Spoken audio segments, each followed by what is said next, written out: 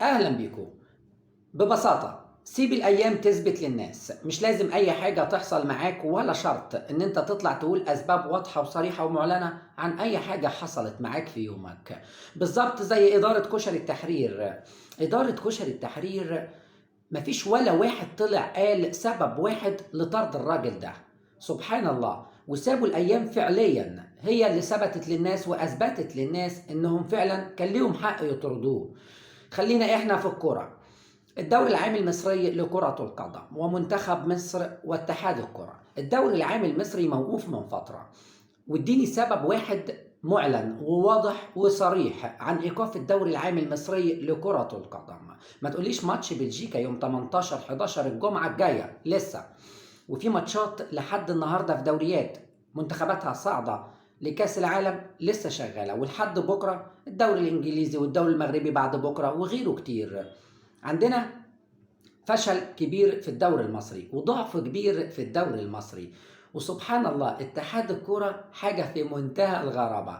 منتخب بلجيكا طبيعي ان هو يلاعب منتخب افريقي قوي لان عنده المغرب في المجموعة، فلازم يبقى عنده بروفة قوية لمنتخب افريقي عربي زي المغرب. سبحان الله، انا مش عارف ازاي اساسا اختار مصر.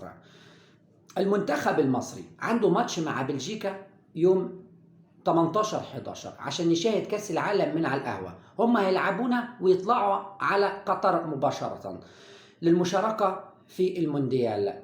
بالنسبة للمنتخب المصري بروفة قوية، ما عندناش مشكلة ولا خلاف على ده. الخلاف ان عامر حسين هيجي اخر 3 اسابيع، اخر 3 جولات من الدوري يقول لك ما عندناش وقت نسكن الماتشات. الله يكون في العون، قسما بالله حاجة تمرض. خلينا في المفيد. تخيل معايا اشرف بن شرقي ده من اقوى المحترفين اللي جت الدوري المصري اخر سنتين. عشان نكون صراحة، ديانج وبن شرقي افضل 2 لعيبه محترفين جابوا الدوري المصري. احنا نتكلم عن بن شرقي لان اشرف بن شرقي منتخب بلاده صعد للمونديال وهو المغرب. اليو ديانج منتخب بلاده خرج من التصفيات.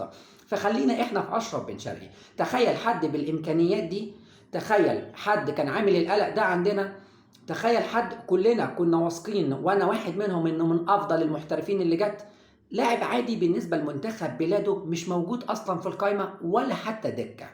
تقول لي ازاي؟ هقول لك، والاغرب من كده ان كومنتات المغاربه الاشقاء، سبحان الله، كومنتات المغاربه مفيش حد يدعو للغرابه او الدهشه لعدم وجود اشرف بن شرقي، لا ده راضيين جدا عن القائمه.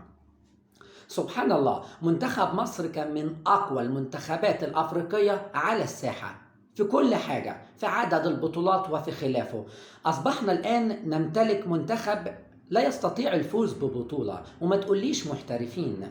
ما عندناش غير قيمة الموهوب محمد صلاح، مرموش وتريزيجيه حبة فوق وحبة تحت. عندنا حبة في الخليج قربوا خلاص يخلصوا ويشطبوا الكرة. فسبحان الله، عندنا الدوري المصري أصبح دوري ضعيف، ما تقدرش تعمل أصلا قايمة لمنتخب ياخد بطولة أفريقية.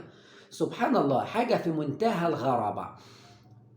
اتحاد الكرة طول ما هو ماشي بالحب والمحسوبية والوساطة واتحاد المزاج، عمرنا ما هنتقدم وهنفضل طول العمر بنرجع ورا.